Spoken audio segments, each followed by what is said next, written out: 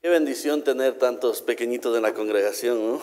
Señor, gracias porque está levantando esa generación. Por favor, acompáñeme con su Biblia a Lucas, capítulo 9. Comenzamos un nuevo capítulo en la palabra de Dios.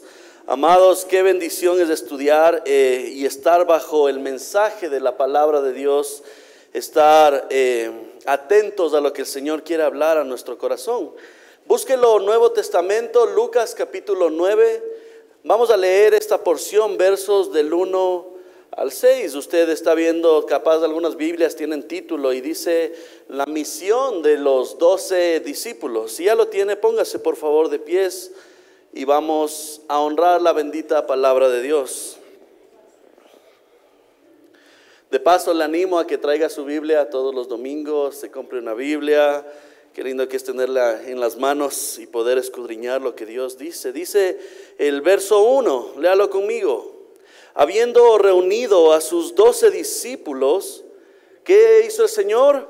Les dio poder y autoridad sobre todos los demonios y para sanar enfermedades. Y los envió a predicar el reino de Dios y a sanar a los enfermos. Y les dijo: no toméis nada para el camino, ni bordón, ni alforja, ni pan, ni dinero, ni llevéis 2 túnicas. Y en cualquier casa donde entréis, quedad allí y de allí salid. Y donde quiera que no os recibieren, salid de aquella ciudad y sacudid el polvo de vuestros pies en testimonio contra ellos. Y saliendo, pasaban por todas las aldeas anunciando el evangelio y sanando por todas partes. Tome asiento, que el Señor añada bendición a la exposición de su palabra. Nos hallamos en un verso y que muchas veces también se ha malinterpretado toda esta porción de la palabra, y vamos a entender mejor lo que el Señor nos quiere enseñar. Un poco para introducir esta prédica. Hace algunos años, amados, escuché la historia de un joven misionero que partió hacia África, y lo único que llevaba este joven misionero era un baúl pequeño con pocas pertenencias, algunas cositas como souvenirs, y llevaba su Biblia. No llevaba apoyo económico de ninguna fundación, sino de personas que le habían donado. No tenía un plan detallado de todo el lugar a donde iba a ir y qué iba a hacer allá. Cuando le preguntaron por qué no esperaba para reunir más recursos, esperaba un poco de tiempo para que venga alguna fundación y le pueda patrocinar, él respondió, y esta frase impactó mucho mi vida. Él dijo: si espero a tenerlo todo, nunca me iré. Cristo me envía ahora y yo confío en que Él proveerá todo lo que me falte. Un joven misionero que se atrevió, que quería compartir el evangelio en unos lugares inhóspitos. Años después se levantaron iglesias en varias aldeas gracias a la obediencia de este joven misionero. Se predicó el evangelio por todo lugar donde él estaba, por su obediencia y la dependencia al Señor. Amados, esa es la misma lección que Lucas nos está dando en este capítulo nuevo. El Señor está comisionando y está enviando a los apóstoles, porque el Señor de ahora en adelante, usted tiene que ponerse en el tiempo que es la mitad del ministerio, de los 3 años de ministerio del Señor. Y la primera mitad del Señor, como lo veíamos en Lucas, está sanando, está liberando a los endemoniados, está haciendo proezas, cosas maravillosas del Señor. Y ahora es tiempo que el Señor comisiona a los discípulos. Es hermoso porque el Señor, cuando Él llama a personas que diríamos hoy en día nada que ver.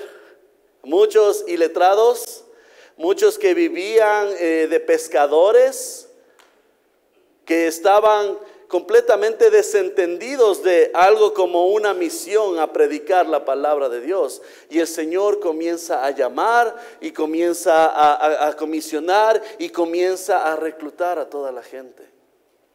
Es interesante porque el Señor muestra la autoridad, muestra su poder, muestra el mensaje que necesita expandirse. La misión del Evangelio debía llevarse a cabo no en la autosuficiencia, en personas capaces, no, sino en la confianza absoluta en Cristo. Esto es lo que nos quiere enseñar la palabra de Dios.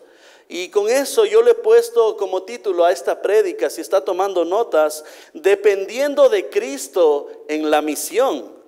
Mire, el contexto histórico de lo que nos enseña Lucas es que viene el Señor de hacer estas proezas y comienza a enviarles a los discípulos. Ellos habían sido testigos del poder de Dios, escucharon su enseñanza, vieron su autoridad sobre la enfermedad, sobre la naturaleza, sobre los demonios, incluso la muerte. ¿Usted recuerda el mensaje de la semana anterior? ¿A quién resucitó el Señor? ¿A la hija de quién? De Jairo, un principal de la sinagoga. Y el Señor comienza a obrar y los discípulos estaban viendo la grandeza, lo portentoso, lo maravilloso, lo milagroso que era el Señor. Pero ahora es tiempo de que ellos cumplan con la misión. Ahora llega el momento en que los discípulos tienen que participar activamente en lo que el Señor les está enviando. Jesús les envía como precursores de lo que después será para nosotros la gran comisión. ¿Cuál es la gran comisión? ¿Alguien se la sabe? Mateo 28, id y haced discípulos a todas las naciones, bautizándoles ¿en qué? En el nombre del Padre, del Hijo y del Espíritu Santo. ¿Y qué más? Enseñándoles que guarden todas las cosas que os he mandado, dice el Señor. Y luego termina y dice, y he aquí, y estoy con vosotros, ¿cuánto? Todos los días hasta el fin del mundo. Amados, en la cultura judía, los rabinos solían preparar a los discípulos y luego les enviaban a ejecutar todo lo que habían aprendido. Pero no les daban, como el Señor, autoridad espiritual sobre demonios o enfermedades. Jesús rompe absolutamente con esa lógica. No es un simple maestro humano, no. Es el Mesías que comparte su autoridad divina con los suyos, con aquellos que estaban cerca del Señor. Amados, literalmente este pasaje anticipa esta misión futura, la comisión, todo lo que el Señor puso para su iglesia, porque todos estamos en esto. Debemos obedecer este llamado de Cristo a la misión confiando en que Él proveerá, en que Él tiene los recursos, en que el Señor está con nosotros todos los días hasta el fin del mundo. Ahí cambia nuestra manera de vivir. Entremos por favor al texto y punto número 1, vamos a centrarnos en el verso número 1 y verso número 2. Mire la autoridad y el poder de Cristo, cómo delega a sus discípulos. ¿Qué dice la palabra de Dios? Habiendo reunido a quién, mire, note esto, dice a sus 12 discípulos. ¿Qué hace el Señor? Primero les reúne y luego dice que les dio poder y autoridad. ¿Sobre qué les dio el poder y la autoridad? Sobre todos, algunos o todos, todos los demonios para sanar enfermedades. Cuando usted nota esta palabra poder, tiene que ver en el griego con el dunamis. Es una capacidad sobrenatural, un poder divino que capacita, el poder explosivo. De ahí viene la raíz de la palabra dinamita. ¿Ha oído esa palabra? Dunamis, ese poder explosivo de Dios que está enviando a los apóstoles. El derecho legítimo es una comisión que otorga el Señor, es otorgada por alguien superior que le dice cómo debe hacer las cosas. Amados, el poder y la capacidad y autoridad solo viene de parte del Señor. Y un poco que entendamos que el contexto no era solo sanar o liberar, sino era predicar el reino de Dios. Mire lo que dice, por favor, el verso 2. Y los envió. ¿Por qué les da poder? ¿Por qué les da autoridad? ¿Para qué? Los envió a predicar. Oh Señor, ¿qué les envió a predicar? El reino de Dios. El propósito principal es predicar el reino de Dios, su evangelio, su palabra. Es importante porque los milagros que hacían cuando liberaban a los demonios solo confirmaban lo que estaban predicando. Era el testimonio que tenían para lo que estaban haciendo. Por favor, mire lo que dice Hebreos capítulo 2, versos 3 y 4. Búsquelo rápidamente en su Biblia. Siga por favor, Santiago, Hebreos capítulo 2, versos 3 y 4. Búsquelo. Me interesa que lo busque, que lo lea, que mire lo que dice la bendita palabra de Dios. Dice la palabra, Hebreos capítulo 2, versos 3 y 4. ¿Cómo escaparemos nosotros si descuidamos una salvación tan grande? La cual, ¿qué dice? Habiendo sido anunciada, ¿por quién? Primeramente por el Señor, nos fue confirmada por ¿quiénes? Ahí está, comisión. Por los que oyeron, testificando Dios juntamente con ellos, con señales. ¿Cuáles eran esas señales? Liberaban a los endemoniados, sanaban a los enfermos, con señales y prodigios y diversos milagros y repartimiento del Espíritu Santo según su voluntad. Amados, aquí quiero aclarar alguna cosa, que el Señor está comisionando especialmente, estábamos viendo acerca de las promesas hace un momento aquí en el estudio, y le animo que venga los domingos a las 9:30, y estábamos hablando de las promesas específicas que tiene el Señor. ¿Y a quién está dando? Esto es importante, amados, de entender, porque mucha gente se puede coger ese contexto y decir, mira, Dios ya te ha dado autoridad y poder sobre todos los demonios y te ha dado autoridad para que tú sanes. Cuidado. Tengamos cuidado porque el Señor está comisionando a 12 discípulos. El relato paralelo que usted ve en Mateo 10:1 confirma que este envío fue específicamente a los 12. Específicamente a ellos les estaba dando la autoridad. Marcos 3, 14, 15 dice, y estableció a 12 para que estuviesen con él. ¿Y para qué? Para enviarlos a predicar y que tuviesen autoridad para sanar enfermedades y para echar fuera demonios. Esta es la claridad de la palabra de Dios, y el mensaje nos está dando que solo aquellos 12 discípulos les dio este poder y a la autoridad. MacArthur, hablando acerca de esta porción, dice, los milagros eran esas credenciales divinas que autenticaban a los mensajeros del reino. Su mensaje era verdadero porque venía con el sello de Dios. Ese era el mensaje del Señor. Amados, tenemos que entender que en esa época se estaba difundiendo la palabra de Dios. Por eso es que el Señor, cuando viene a esta tierra, de manera sobrenatural, es tal la presencia del Señor, Dios, en la tierra, que comienzan a haber tantos endemoniados y una carga espiritual como nunca antes se ha vivido. Por eso es que el Señor comienza a pasar por lugares y comienzan a saltar endemoniados, ciegos, vienen personas. Hubo una carga tan tenaz porque estaba aquí el Hijo de Dios. Y el Señor estaba sanando, haciendo milagros, no por sanar, no por liberar un demonio, sino que estaba presentando que las credenciales, lo que estaba predicando era verdadero y venía de parte de Dios. Era el testimonio de lo que el Señor estaba haciendo. Acuérdese que en esas épocas se está difundiendo el evangelio del Señor por todo lado. Estaban predicando acerca del reino y por eso eran necesarias estas proezas. Pablo mismo que sanaba, que incluso Pablo, no sé si usted lo leyó en la palabra, pero mandaba unos trapitos, y si la gente llevaba esos trapitos y tocaban esos trapitos que le mandaba el apóstol Pablo, se sanaban. Amados, eso cuando nosotros vemos hasta el final del canon del Nuevo Testamento, cuando culmina y se termina todo de escribir, se cierra el canon del Nuevo Testamento, uno va registrando que los milagros y sanidades de esa forma comenzaron a desaparecer.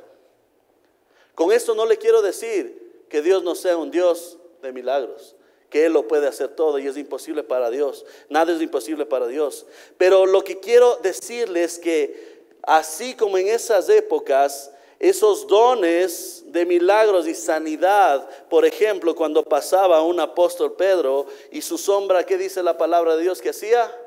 Sanaba. Todo eso fue para testimonio, para predicación del evangelio del reino de Dios. Usted puede ver cuando Pablo escribe a Timoteo, Pablo ya no estaba sanando de la misma manera. Ya le dice a Timoteo, tú tienes una gastritis, en vez de seguir tomando agua, tómate un poco de vino para la solución estomacal. Pablo hubiera podido decir a Timoteo, sana ahora en el nombre de Jesús. Pero vemos cómo el canon del Nuevo Testamento se iba escribiendo y aquellos dones, aquellas obras que el Señor estaba haciendo a través de los que comisionó, iban también menguando. Amados, cuando entendemos que esto fue para los 12 discípulos, lo importante que es para nosotros y lo que compete a la iglesia es que tenemos la gran comisión de predicar el evangelio de Dios. Predicar la palabra. Y voy al segundo punto. Mire la dependencia absoluta que tenían los discípulos del Señor. Dice el Señor en el verso 3, por favor léalo conmigo. Y les dijo, no toméis nada para el camino. ¿Qué le dice? ¿Ni qué? Ni bordón, ni alforja, ni pan, ni dinero, ni llevéis, ¿qué cosa? 2 túnicas. O sea, el Señor les está mandando sin absolutamente nada. ¿Qué haría usted si el Señor le envía a algún lugar y le dice, no te lleves nada? ¿Cómo reaccionaríamos? ¿Cómo estaríamos nosotros? Pero Señor, quiero llevar aunque sea un poquito de dinero para poder sustentarme. Amados, el Señor literal les envió sin nada el bordón, como un bastón de seguridad que ellos tenían para protegerse de los ladrones, de animales. El Señor le dice, no lleves eso, alforja, como una bolsa que usaban de provisiones. Les dice que no lleven pan, dinero, el sustento básico que puede tener uno. No lleves 2 túnicas, solo con la que tienes está bien. Wow. Amados, Jesús elimina cualquier base de autosuficiencia para que veamos el poder de Dios obrar en nuestra vida. Y es necesario muchas veces estar así, porque si somos honestos, muchas veces creemos que todo lo que tenemos ha sido por nosotros. Es que todo lo que yo tengo es porque me he roto la espalda, es porque he hecho esto y he estudiado tantas cosas. Amados, todo proviene de Dios. Todo viene de Él y luego es para Él la gloria. Así es. Los discípulos debían depender totalmente de la hospitalidad que Dios proveyera en el camino a través de personas. Esto es tremendo, porque Deuteronomio, busque por favor lo que dice Deuteronomio 8, verso 3. Antiguo Testamento, vamos a mover la Biblia desde el Nuevo Testamento, nos vamos al Antiguo Testamento. Deuteronomio capítulo 8, verso 3. Primeros libros de la Biblia. Mire lo que el Señor, lo portentoso y lo maravilloso que Él es. ¿Qué dice? Capítulo 8, verso 3. ¿Lo tiene? Vamos a leer desde el 2 para que tengamos un poquito más de contexto. Dice, y te acordarás de todo el camino por donde te ha traído Jehová tu Dios por estos 40 años en el desierto. ¿Qué dice? Para afligirte, ¿para qué más? Para probarte, para saber lo que había en tu corazón, oh Señor, si habías de guardar o no sus mandamientos. Verso 3, que dice: y te afligió y te hizo tener hambre. Pero ¿qué pasó? Te sustentó con maná, comida que no conocías tú, ni tus padres la habían conocido, para hacerte saber que no solo de pan vivirá el hombre, mas de todo lo que sale de la boca de Jehová vivirá el hombre. ¿En dónde más lo había visto este versículo? ¿Quién lo dijo? Muy bien, cuando estaba ¿en dónde? En medio del desierto, en la tentación. Solo quiero que compruebe, mire cómo desde la antigüedad el Señor sustentaba a su pueblo. Le dice a Moisés: tienes que liberar a mi pueblo, pero ¿cómo voy a hacer? Sigue las instrucciones que yo te voy a mandar. El pueblo sale, se encuentran con un montón de obstáculos, entre ellos no podían cruzar el mar. ¿Y qué pasa el Señor? ¿Cómo provee, levanta, abre el mar? Y todo el pueblo dice que pasó en seco. Van al desierto. ¿Y qué pasa en el desierto? Cuando eran las mañanas, una columna de nubes estaba cubriéndoles, dándoles sombra. Mire, provisión del Señor. Cuando iba la noche, ¿qué pasaba? Una columna de fuego les iba acompañando y guiando. Tuvieron hambre, ¿qué pasó? Maná del cielo. ¿A qué voy con esto? Mire la provisión, mire el corazón del Señor, que cuando Él envía, amados, prepárese porque el Señor provee. Estábamos una vez, fuimos de viaje con la Carito, conocimos a algunas personas extranjeras, entre ellos me acuerdo una señora cubana, y estábamos preocupados por algunas cosas económicas. Y recuerdo una frase que me dijo la señora, me decía: mijito, porque ya sabía que somos ecuatorianos, ¿no? Ya, el mijito. Cuando papá invita, papá paga.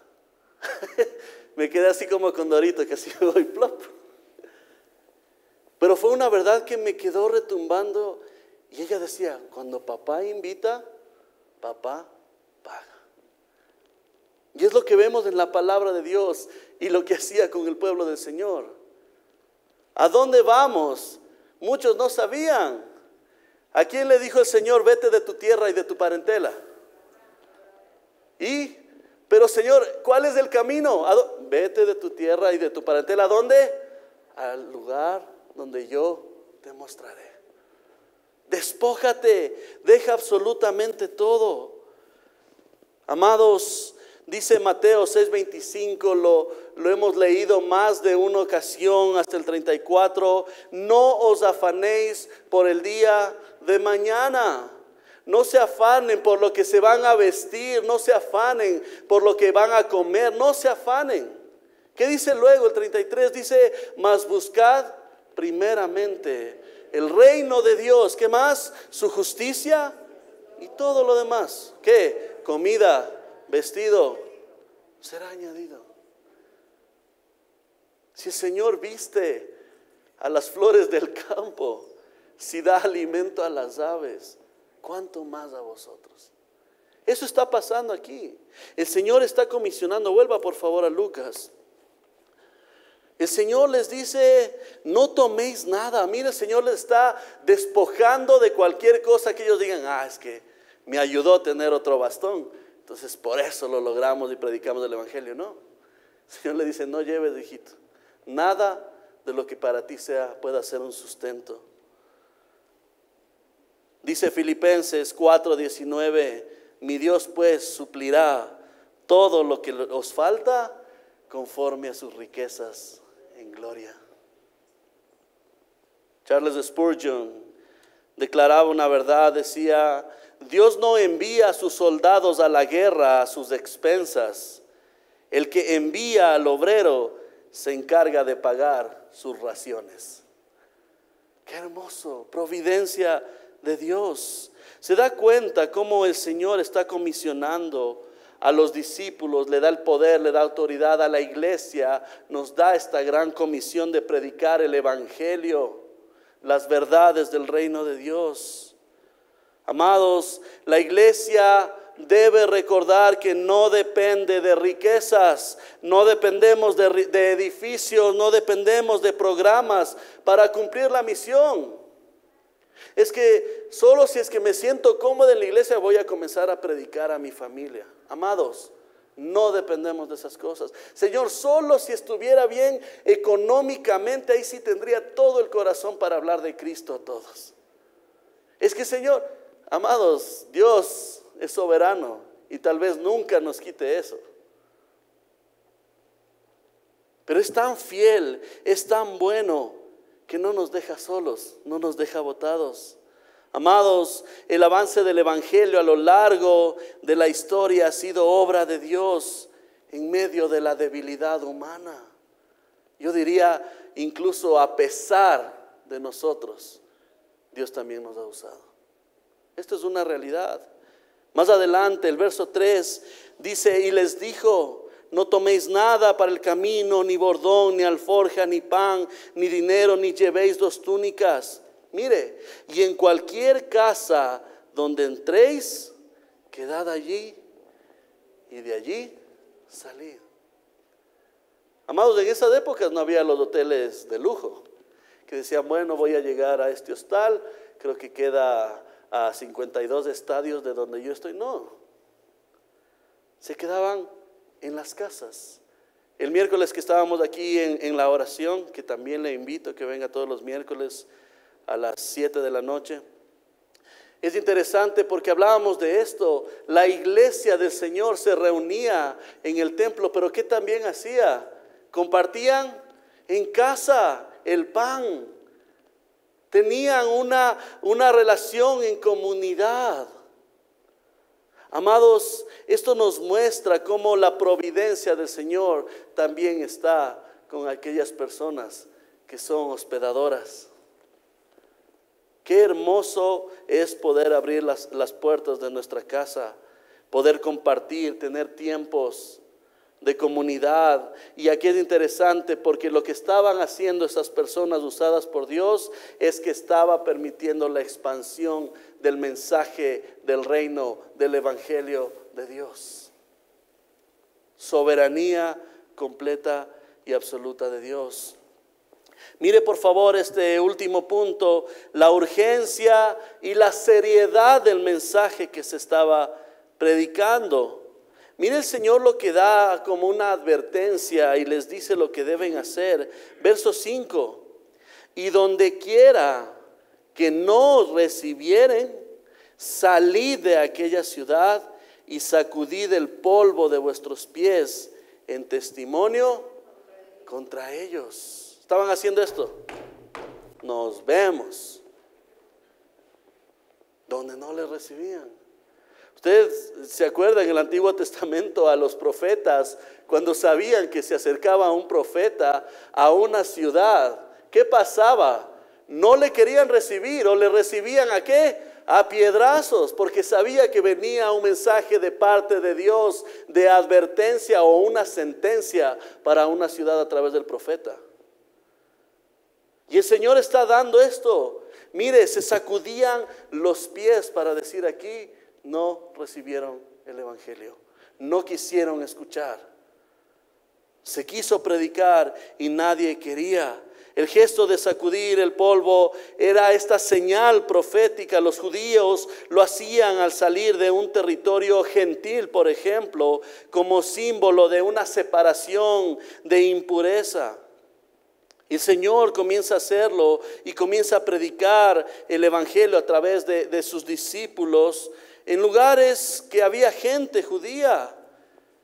El mensaje que decía, al rechazar el evangelio, ustedes se colocan en la misma condición de los paganos. Eso pasaba. Mucho que había diferencia entre gentiles y judíos, yo no me acerco a él porque es impuro. Si rechazaban el evangelio, se estaban convirtiendo en la misma condición que de un pagano. Esto pasó a Pablo y Bernabé, hacen lo mismo en Antioquía. Ellos, dice, entonces sacudiendo contra ellos el polvo de sus pies, se fueron, llegaron a Iconio. Hechos 13:51, ya lo hicieron. Juan 12:48 dice, el que me rechaza y no recibe mis palabras, tiene que quien le juzgue. La palabra que he hablado, ella le juzgará en el día postrero. Amados, ¿qué nos enseña esto? Es impresionante que cuando predicamos el evangelio, hay mucha gente que va a tener rechazo, hasta en nuestra propia familia, y nos van a mandar volando diciendo, a mí no me interesa absolutamente nada.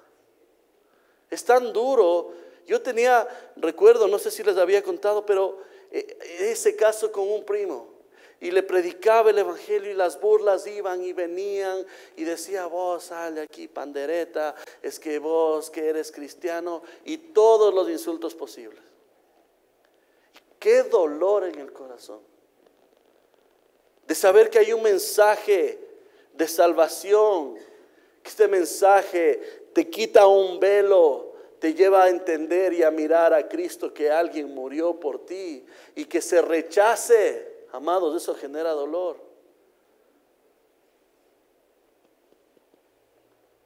Isaías 55:6, un versículo muy duro. Dice la palabra de Dios, buscad a Jehová mientras puede ser hallado, llamadle en tanto que está cercano. ¿Qué quiere decir esto? ¿Que Dios se esconde? No, está hablando de manera profética que un día querrán buscar, pero ya no va a haber oportunidad. Se cerró. Así como las puertas del arca cuando entró Noé y su familia. ¿Qué pasó? ¿Qué hizo el Señor con las puertas? Cerraron y quedaron afuera los demás. Qué duro es esto. Buscad a Jehová mientras puede ser hallado. Este es el tiempo. Llamadle entre tanto que está cercano. Amados, el evangelio demanda una respuesta. Hoy, igual que entonces, algunos lo rechazarán. Nuestra tarea no es suavizar el mensaje para que acepten el mensaje. No. Sino debemos proclamarlo con urgencia, con fidelidad, sabiendo que la eternidad, amados, está en juego. La eternidad. Dice más adelante Lucas, y saliendo pasaban por todas las aldeas. ¿Quiénes? Los discípulos, anunciando el evangelio y sanando por todas partes. Anunciaban la palabra de Dios. ¿Y qué hacían las sanidades y milagros? Confirmar el mensaje, lo que se estaba predicando. Nos van a rechazar, muchos se van a burlar, muchos no van a querer, pero no debe cortar la urgencia que tenemos por predicar el evangelio de Dios. ¿Cuándo fue la última vez que usted predicó a su familia? ¿Cuándo fue la última vez que a sus compañeros de trabajo usted les anunció el evangelio? O tenemos ese temor de, ay no, me vayan a etiquetar, me vayan a decir de ahora, ahí está el santito o alguna cosa. Amados, esto es de vida o muerte, vida eterna o muerte eterna. Que el Señor le dé esa capacidad, esa fortaleza, y que nos dé a todos este denuedo para poder hablar con claridad la palabra de Dios. Lucas 9 del 1 al 6 nos muestra que la misión de Cristo no se trata de tener recursos humanos, sino de confianza absoluta en Él. Pero Señor, no tengo recursos, no te preocupes. El Señor es el que provee. Él no es deudor de nadie. Amados, hemos visto que Cristo nos da esa autoridad, amados. y que el Señor comisiona, y que si el Señor te envía, el Señor te enseña a depender de Él. Cristo nos manda a predicar con urgencia.